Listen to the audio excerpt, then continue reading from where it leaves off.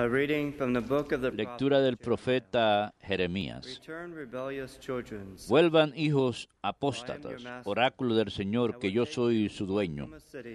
Escogeré a uno de una ciudad, a dos de una tribu, y los traeré a Sión. Les daré pastores conforme a mi corazón, que los apacienten con ciencia y experiencia. Cuando se multipliquen y crezcan en el país en aquellos días, oráculo del Señor, ya no se nombrará el arca de la alianza del Señor, no se recordará ni se mencionará, no se echará de menos, ni se hará otra. En aquel tiempo llamarán a Jerusalén trono del Señor. Esperarán en ella todas las naciones por el nombre del Señor que está en Jerusalén, y ya no seguirán la maldad de su corazón obstinado.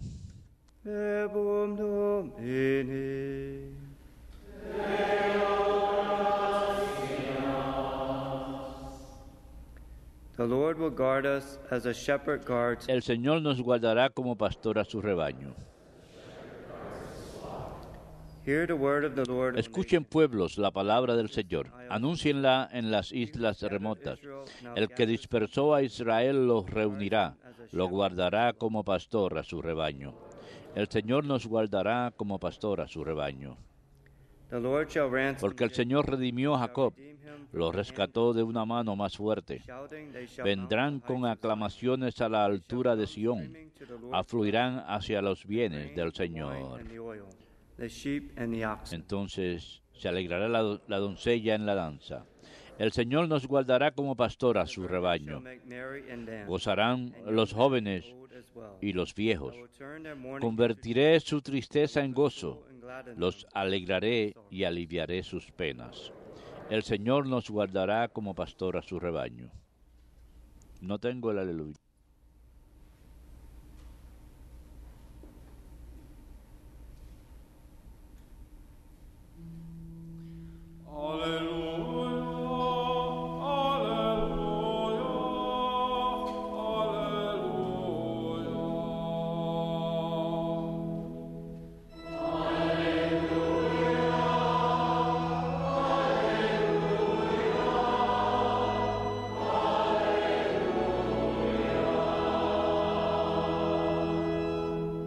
Blessed are they who have kept the word with a generous heart, and yield a harvest through perseverance. Bienaventurados aquellos que cumplen la ley con corazón generoso, ellos cosecharán bendiciones.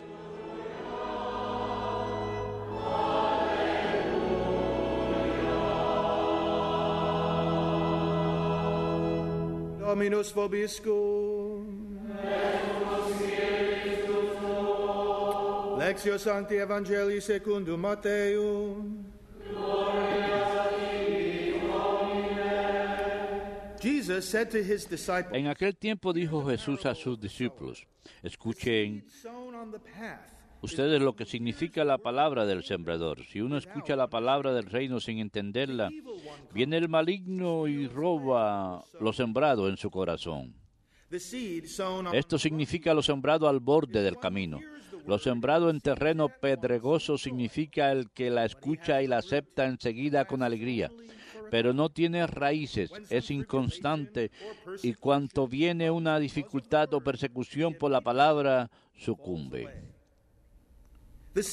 Lo sembrado entre zarzas significa el que escucha la palabra, pero los afanes de la vida y la seducción de las riquezas la ahogan y se queda estéril.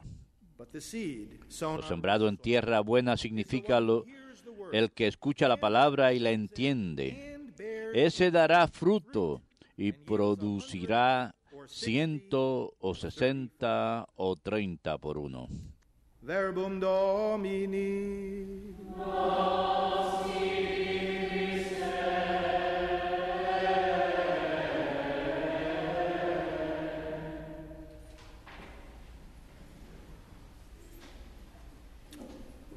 A great invitation. Una gran invitación, un llamado urgente. By the prophet Jeremiah in that first reading anunciado por el profeta Jeremías en aquella primera lectura. Regresen, hijos rebeldes. Regresen.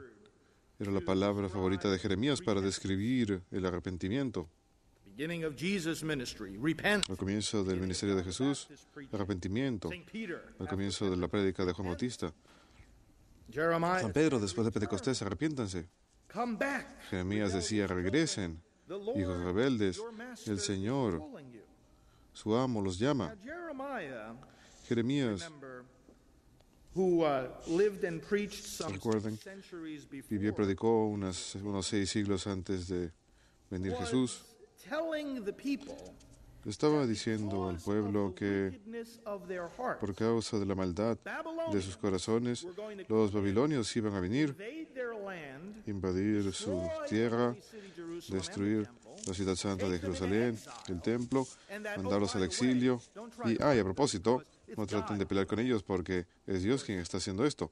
Por supuesto, muchos del pueblo pensaban al escuchar esto que Jeremías era un traidor. No podían entender por qué él les decía eso. El enemigo en realidad era la mano de Dios.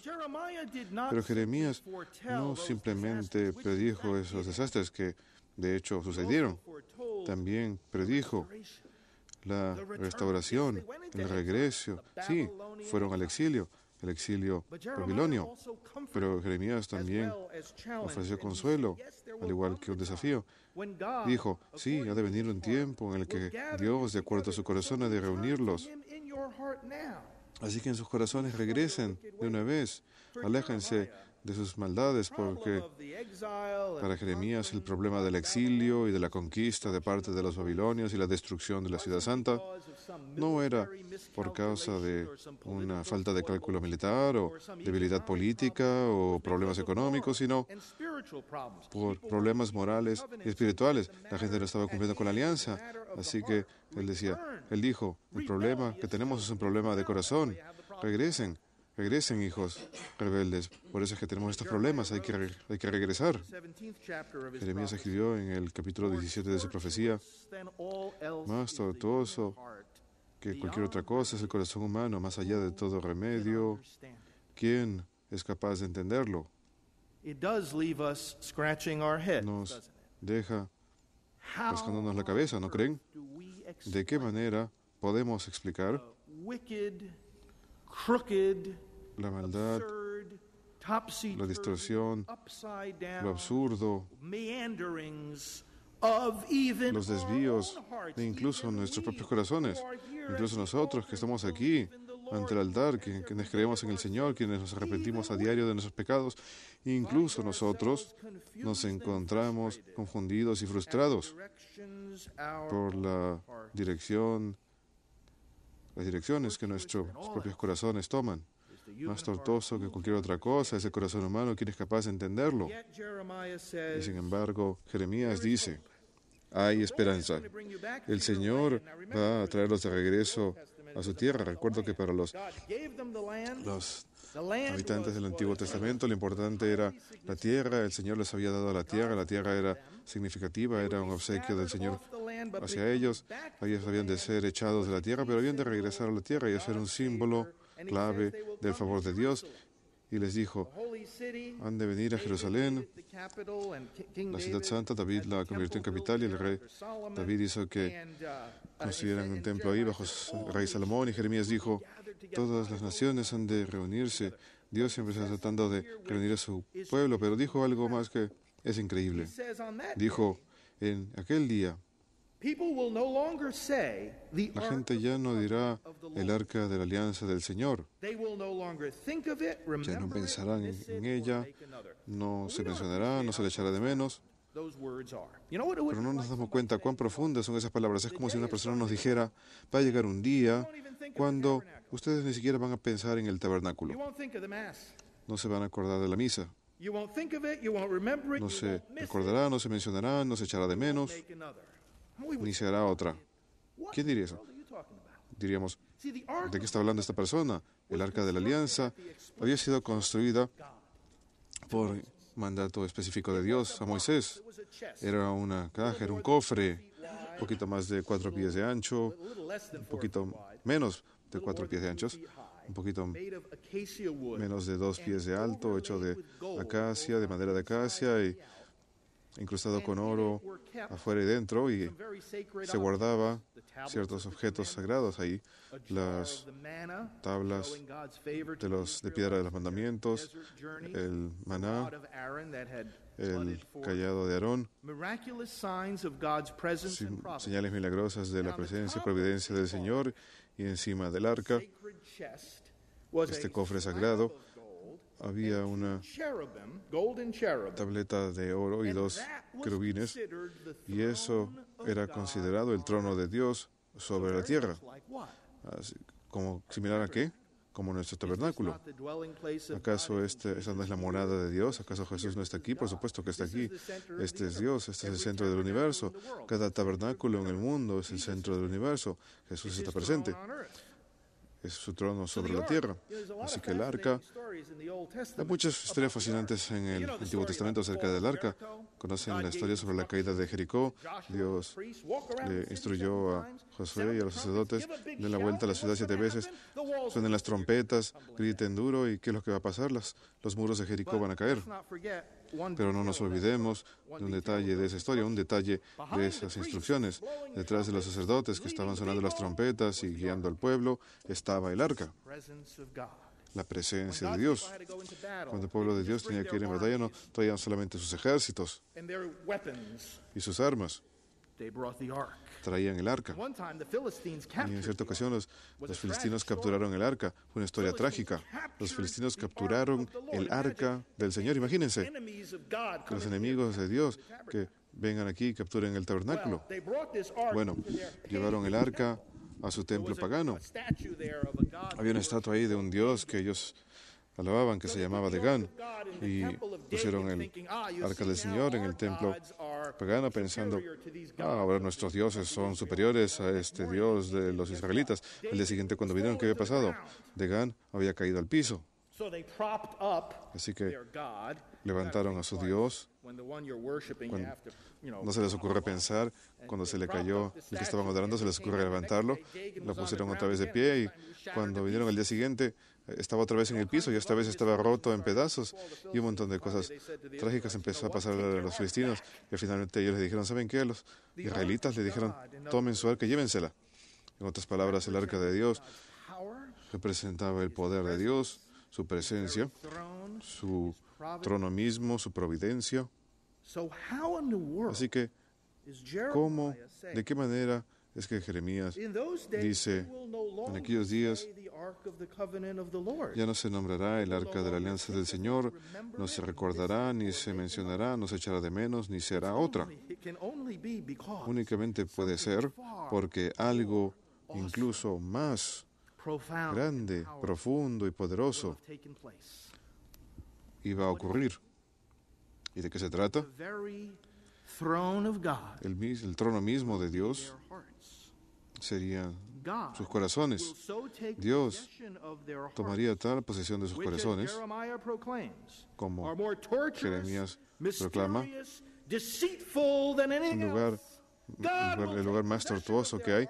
Dios ha de tomar posesión de sus corazones, había de reunirlos, llamar a las naciones a que se reúnan en la ciudad santa, y han de sentir el poder de Dios de manera más estrecha, directa, profunda que nunca antes.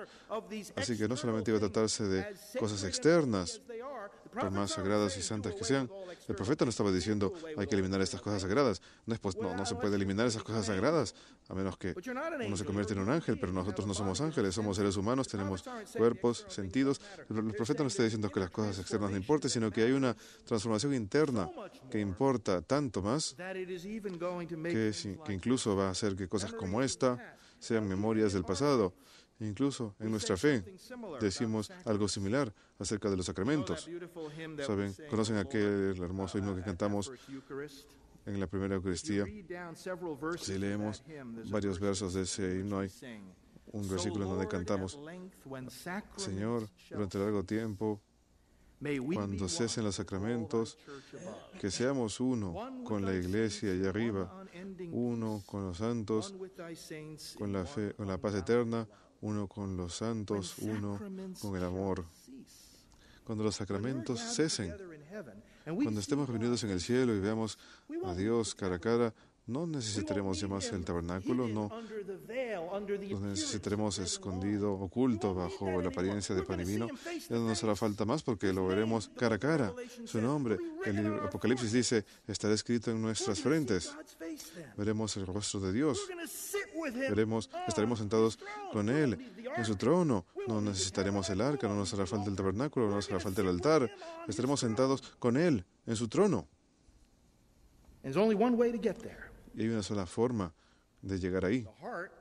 El corazón tiene que completamente ser revolucionado y transformado. Y eso es lo que nos está diciendo el pasaje del Evangelio. Una semilla ha sido sembrada en sus corazones, una semilla está siendo sembrada en sus corazones en este mismo momento porque la palabra les está siendo predicada a ustedes. Una semilla está siendo sembrada en sus corazones por la iglesia y sus ministerios a diario.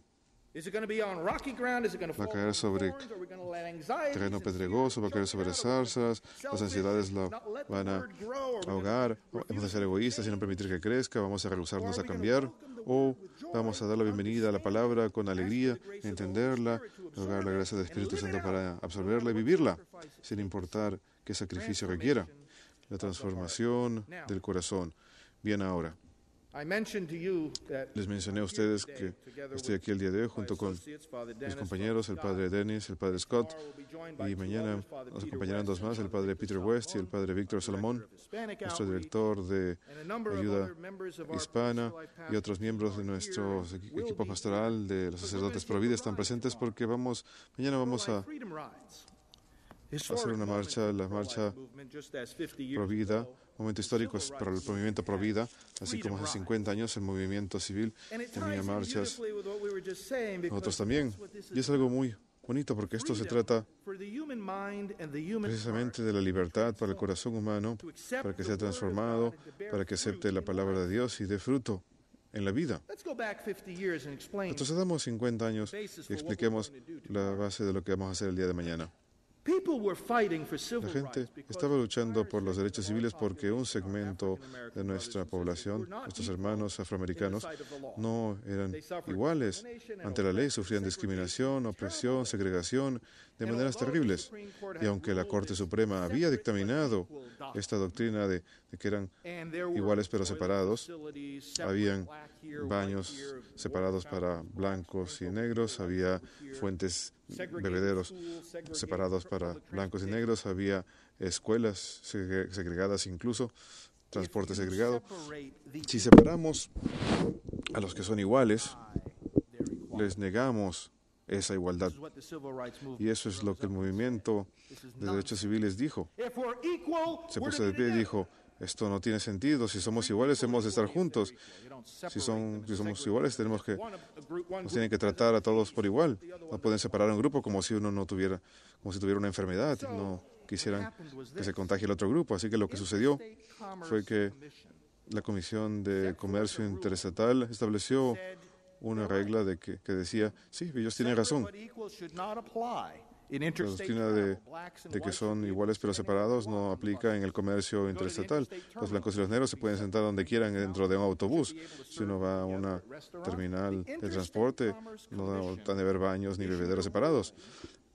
La comisión emitió una decisión diciendo que esto no aplicaba para viajes interestatales, pero adivinen qué, nadie hacía cumplir la ley, así que en 1960 la Corte Suprema emitió una decisión titulada Boynton versus Virginia, en donde decían, miren, en los viajes interestatales no ha de haber segregación. Esta es la corte más alta de los Estados Unidos de América que decía que no había de haber segregación en los viajes interestatales y en las terminales interestatales. Así que el año siguiente, en 1961, 13 personas dijeron, vamos a poner a prueba esto. La Comisión ha hablado, la Corte Suprema ha hablado, ha de ser posible subirnos al autobús y ha de ser posible que los negros estén sentados en la parte de adelante, no solamente en la parte de atrás del bus. En aquella época de segregación, los blancos tenían reservado la parte de adelante del bus, pero ellos dijeron, vamos a ir a esas terminales de bus y no vamos a observar esas leyes que dicen que los blancos tienen que sentarse aquí y los negros acá. Vamos a desafiar esa ley directa y personalmente. En otras palabras, estaban diciendo el hecho de que la Corte Suprema ha hablado, el hecho de que la Comisión de Transporte Interestatal ha hablado, significa que los estados, en sus leyes y políticas, tienen que seguir esa ley. Así que nosotros vamos a hacer eso. ¿De qué estaban hablando? Estaban hablando de enfrentarse de manera personal a una injusticia porque se daban cuenta de que no era suficiente que una corte dictaminase. No era suficiente que una comisión emitiese un decreto. ¿Qué es lo que tenía que pasar? Más tortuoso que cualquier otra cosa es el corazón humano. Más allá de todo remedio, ¿quién es capaz de entenderlo? ¿Quién es capaz de entender que Jeremías había de declarar? Si ustedes hubiesen vivido en los 1960s, ¿quién hubiera entendido cuando el sentido común y las leyes, la corte más alta de la ley, declaró que la doctrina de separados pero iguales no significa que sean iguales? Y que igual nosotros íbamos a hacer lo que quisiésemos. Que nosotros fuésemos a seguir el camino del corazón humano y que íbamos a segregar de todas maneras. Así que estas 13 personas estaban preparadas y dispuestas a enfrentarse a la injusticia directamente, así que se subieron a ese bus el 4 de mayo de 1961 en Washington, D.C., con dirección a Nueva Orleans, y se encontraron con todo tipo de oposición en el camino, y de manera más dura justamente aquí en Alabama, en donde la gente detuvo el bus, le tiró bombas de gasolina al bus, golpearon a los pasajeros.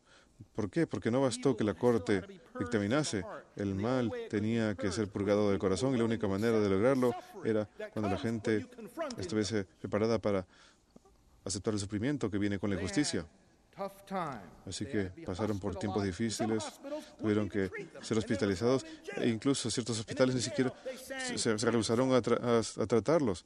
Incluso fueron metidos a la cárcel. Y dentro de la cárcel, incluso dentro de la cárcel, ellos estaban cantando sus cantos de libertad. Y aunque la policía les gritaba que dejasen de cantar, ellos se negaron. ¿Por qué? Ellos cantaron esos cantos de libertad, les quitaron sus colchones, les quitaron las sábanas, les quitaron los zapatos, les quitaron incluso los cepillos de dientes.